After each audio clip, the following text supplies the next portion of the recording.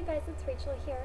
This video is going to be my July favorites. Now I know it is a couple days into August already, so sorry it's a few days late, but I just found a few things that I've been using quite a bit this last month and wanted to share them with you guys. So sorry for my hair and no makeup or whatnot. I just woke up a little bit ago. I have some mascara on still from yesterday. So anyway, let's get started. First off is a blush from MAC. Now I think this is limited edition. I don't think it's on the website, but I know my MAC counter still has a bunch of these, and it's a blush called Improvise. It's a mineralized blush. I don't know if this has been in one of my favorites before, but I absolutely love this. Now at first, when I brought it home, or I think I may have ordered this online when it was actually online, I was kind of iffy about the color, and I was like, oh great, I just spent, money on something I'm not going to use. But I just love this. It's a really pretty pinky coral, and it just kind of gives a nice glow bronzed look to your face. And I just use this as a regular blush, and I totally love this. So if you guys can get your hands on this, I really recommend it. If you can see the veining, there's like almost like a pale gold, and then just like the peachy coral. So really love that. Next would actually be two paint pots. I used both of these a lot. The first one is actually a Constructivist paint pot, which is a dark brown. As you can see, it's like a golden brown kind of. So that's kind of the color right there. And I'll just tell you what I used over this in a little bit when I get to the eyeshadows. And then the other one that I've been using just on its own a ton, this is probably my most used product, is Rubenesque. And I know you guys have probably heard about this. It's just a really pretty pale peachy gold. If you guys don't have any MAC and want to start your collection, I highly recommend starting with this. This was my very first purchase from MAC.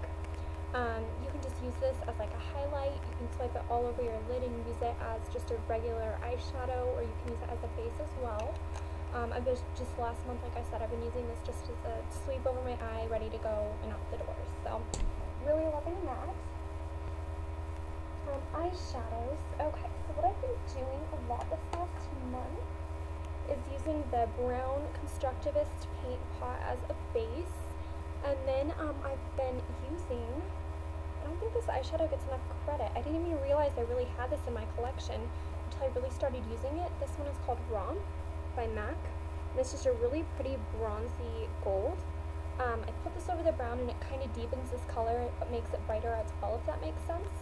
So I'll do that all over my lid, and then I will use, I believe this is Espresso, yeah, Espresso in the crease, just a really dark matte brown, and then as a highlight, I used Brulee, which is my most favorite highlight ever. It's just a matte skin tone.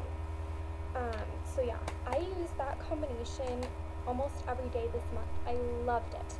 And I even actually did the combination without using the Constructivist paint pot and just using like Painterly or Too Faced Shadow Insurance, and I loved that as well. It wasn't as deep or dark, but it was great for just a day look. So it's very neutral, yet it still has that nice pop-up color from that gold color rump.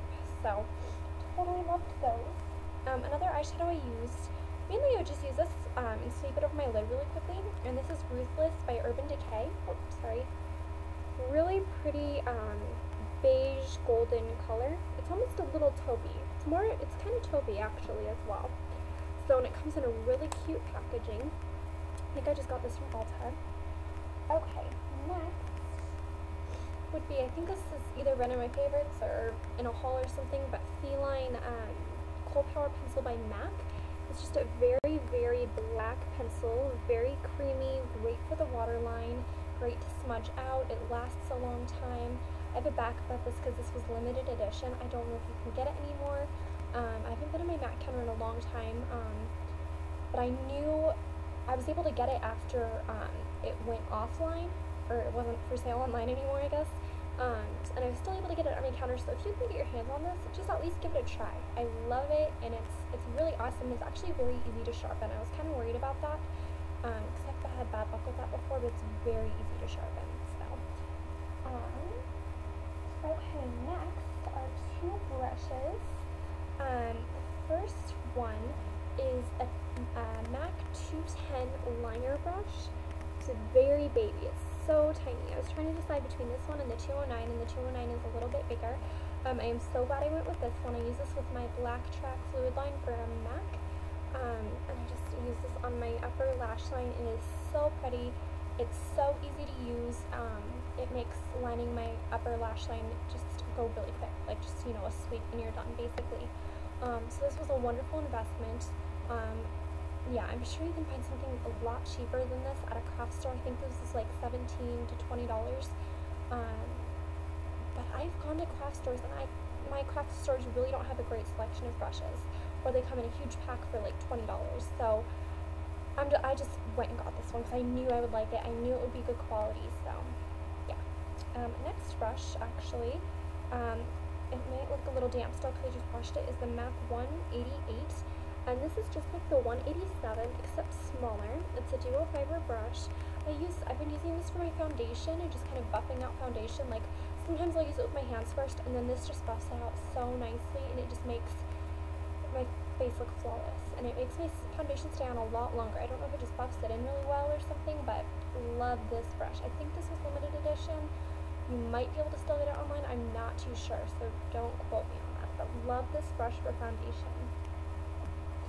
Oh, and I think I have one more thing. Yep, one more. Sorry, I have all these products right here because I'm going to do another video after this, so I'm kind of getting confused. And this one is the NYC New York Color Smooth Skin Bronzing Face Powder.